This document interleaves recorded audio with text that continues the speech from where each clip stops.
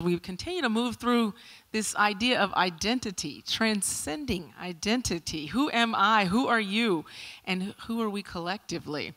We want to move through that at this time, looking at what the power of communities is to maybe overcome some obstacles that seem insurmountable, maybe teaming together and coming up with goals that would be absolutely impossible to achieve without community.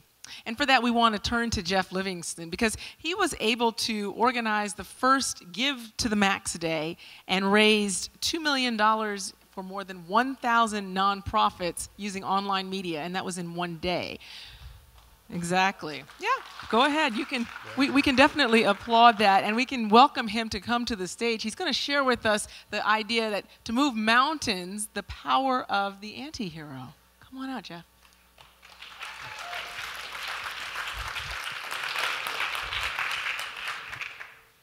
Well, first of all, before I begin, hello, Atlanta. All right. Cool. You know, there's no culture that believes in superheroes quite like America does. I know I do. I was so excited to see Batman this summer. It was one of two movies I saw, and the other, of course, was the Avengers, right? Absolutely. We have a little girl at home, so it's hard for me to get out and see movies. And I choose my picks very, very carefully. Now, when I talk about this, think about Batman in the sense of how we crave this myth, how we look forward to this everyman who can save us. But does this really happen in real life? Does somebody actually come in and save us at work or in our society or in our country? No, it doesn't. And I think there's a great danger in this myth. And the great danger for us is that we become mollified. We become passive. We wait for somebody to come and save us. And then when the crisis occurs, the time arises where we need to act, we won't be able to muster the strength to ask our family members, our friends, or our colleagues for help.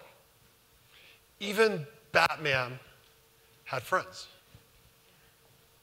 Commissioner Gordon, Albert, Robin, and if you saw the last movie, Catwoman even helped out Batman.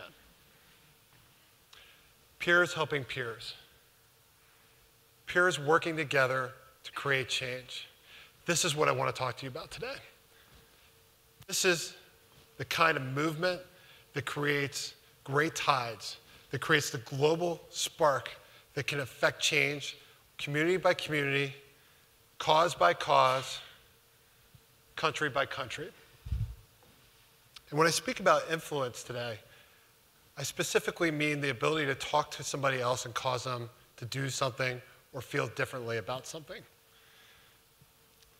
And when we do that, usually that person might be inclined to talk about that idea with their friends. It may have context. It probably needs context if they're going to talk about it. They have to feel the same way. It has to relate to them in their ideology. It has to feel somewhat safe for them to talk about it. But then they do talk about it, they share it, maybe talk about it at home, maybe talk about it on Facebook or any other place. And then other people start talking about it because they feel that same way. And you have 3 or 4 people talking about it. This is how sparks and movements occur. But before we get into the topic, I want to reaffirm and drive this point home. We can't wait for heroes to create change.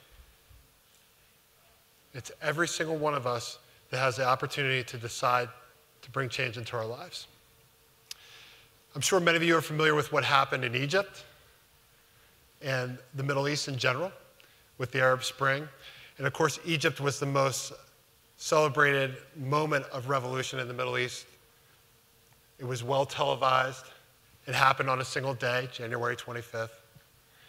But what we don't talk about in the context of the Arab Spring is that these revolutionaries were actually working together for years before that moment in time. And that they started offline and online in small groups. And over time, they built a grassroots effort, talking to each other, building that movement.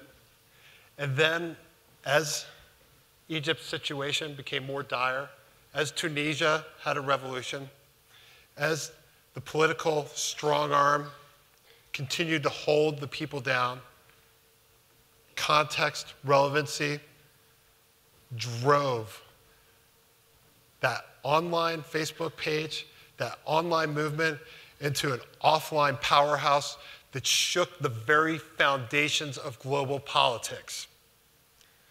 This, by far, was the most powerful movement of grassroots activism we have seen in our times. But each of us can choose to bring this same power into our lives. Each of us can choose to change our world. And to me, that's extremely powerful. I know there are lots of things in my world and in my community that I would like to change. I'm sure you feel the same way. And knowing that we can do that just makes me feel better. But we can't, again, we cannot wait for heroes. Now, before I really talk about influence online, I want to diffuse a couple myths. There's this thing called social scoring online, things called clout and cred, which provide a ranking to your influence. They really measure your reach and your ability to create noise online. And there are companies now that are qualifying job candidates based on their social score. Bing now indexes content based on the creator's social score. And that's really dangerous.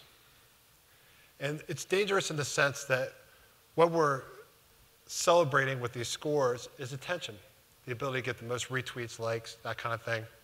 Repins, plus ones, hearts on Instagram. But when you consider influence, that's not really how it works. How it works is usually one person talking to another, creating that small identity, that small spark where they believe in the idea and the context that you're talking about, and they decide to bring change into their lives. And they decide to act. And the funny thing about this is most of the people that are successful online that have written books on this topic, almost every single one supports that big reach myth. In fact, I don't think I've ever read a book on influence to date that doesn't support that big reach myth.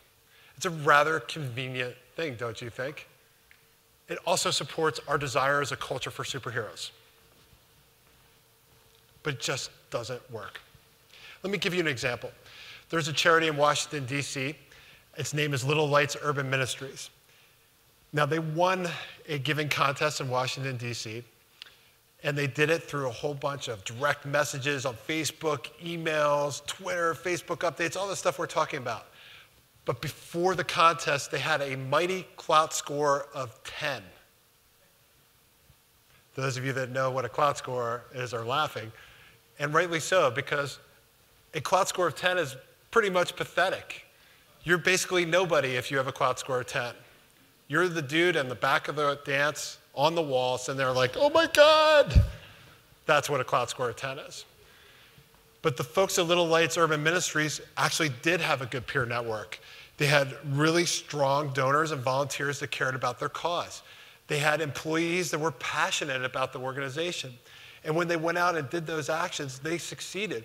They triggered more than 700 donations in less than 24 hours. They won $35,000 in donations, which triggered another $55,000 in awards, and en masse created $90,000 in a total purse for the day. That is 1/10 of their operating budget. How's that for powerful? I love that story. I really do. And I really love it because of that clout score, that very unheroic clout score of 10. So let's go back a little bit to some theory and the blogger myth. And when we make each other feel safe with an idea, in the way peer networks work, the theory is called network science. What we're really achieving is the idea that we understand each other and know each other. We share a lot of the same values. This usually happens when we become friends and we talk to each other. I mean, we know this. When we start really enjoying conversation with somebody, it's because we have an affinity. There's like values usually. And so there's already a little bit of relativity. And then when somebody brings an idea that has context into your shared values, for example, at work, if somebody brings a new email tool in that's really cool and bad, you love it, you start sharing it, everybody in the office starts using it, that kind of thing. But once we as people start to see a couple people in a small community or a social network take on an idea, it becomes safe. It becomes safer. And that's how early adopters move through and create larger change in networks. And we have to understand that. Now, what we're told is that we have to have a lot of reach, that we have to have a ton of people around us, so that when we drop our message, everybody will hear it, and then they'll act, right? Now, I'm a blogger. If I told you to go buy a BMW 1 Series after you left TEDxPeachtree, how many of you here are going to go do it? One. All right. If you were actually in the market for a car, that message might mean something to you. But on top of it, you'd have to be in the market for a relatively high-end and very impractical car. And then even if I did tell you that, you would still take it back to your core network and actually ask your real friends, do you have a BMW? Or probably you know that they have a BMW. What's it like? What are the maintenance costs like? Have you enjoyed the experience?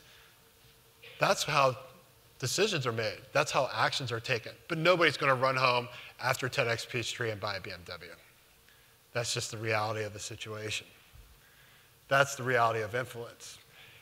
Relationships don't scale after a certain point. And when you talk to somebody like me or another online personality, and I'm not a big one, but like a real online personality or a celebrity in real life, we know they can't talk to us. Or if they do, it's very shallow. I mean, it's not meant in a bad way. Hey, I really appreciate that. Thank you. I like it, love it. You rock, you're awesome. But you know what? That doesn't mean anything on a personal one-to-one level after a certain point. There's only so many relationships any individual person can maintain. Now let's look at this in the context of a real celebrity, Lance Armstrong. Ooh. I will warn you, I have a Live Strong tattoo on my arm. So in all seriousness, when you consider Live Strong, separated from the public crisis, they're getting more donations now and more store sales. And the reason for that is that the Live Strong Foundation and that movement is built on peer-to-peer support of people fighting to defeat cancer. And the way that foundation is built, they have lots of people that are out there talking to people one-on-one. People like my friend Brooke. Brooke literally touches hundreds and thousands of people every week on Twitter and Facebook on behalf of Live Strong. Extremely powerful. That's why that foundation is doing well in spite of the celebrity falling. The celebrity who had cancer that started it to fight cancer. Really powerful. Now, when we go online and we get into these change things, I'm sure you've seen it. Hey, like this and we'll donate to this charity. Or hey, sign this petition. Maybe you put a wristband on your arm. I think that's an offline form of a small act, a $10 donation. These acts really make us feel better on a small level. Hey, I helped out. I like Joe. He's getting into this effort. This makes sense to me. But they're often dismissed as slacktivism, as acts that don't matter because they're so small and insignificant. And I can't disagree more about that. And the reason why is collectively, just like that $2 million day that was referenced when I started, these things create gigantic statements. Statements that everybody sees. And they say, wow, maybe this thing is something I should consider as well. But then on top of it, they cause us to change a little bit. There's a boy, his name's Patty O'Brien. He's a 9-year-old little boy, or he was a 9-year-old little boy in California. And he came down with a rare form of cancer. He was a soccer star one day. The next day, he could lose his leg. And he successfully battled cancer. And along the way, he participated in a celebrity fundraiser for the University of California, San Francisco, UCSF. And he competed against folks like Ashton Kutcher and Robert Scoble, who's like this big blogger in Silicon Valley. And he beat him out. He beat him out. And he did it with more than 1,000 donations and hundreds of people resharing his message, which his mom told. So their family network and that community really rallied around him. And he told stories about like what it's like to have a needle inserted in your leg. What's it like to feel like you're going to lose your leg? What's it like to have your hair blacken and fall out and collect it? Save it for spring and then release it on the porch and watch birds take that hair and build nests out of it. It's really powerful, touching stories. And as a result of that, people that touched Patty's effort felt better. They felt like they helped him out. And together they made that gigantic statement.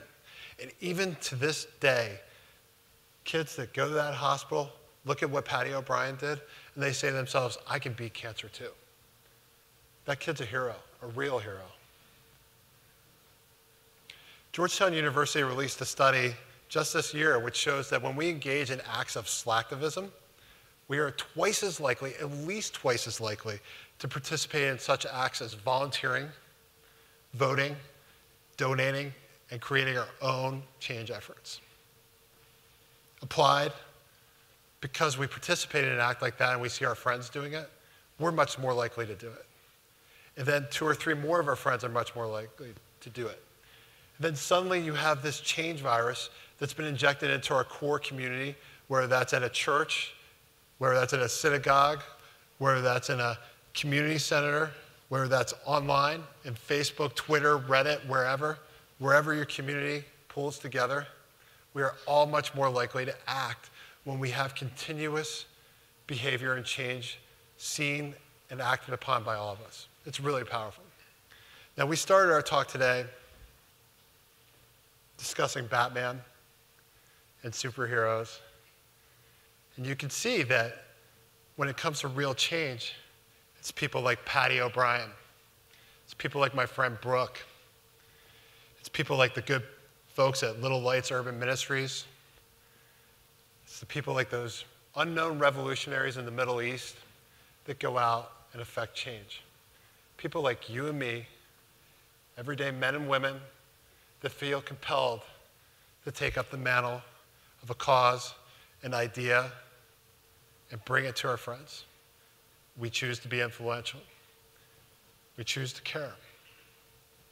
And sometimes that might take years like the folks in Egypt, and sometimes it could take just one conversation, 10 or 15 minutes. That's an awesome thought.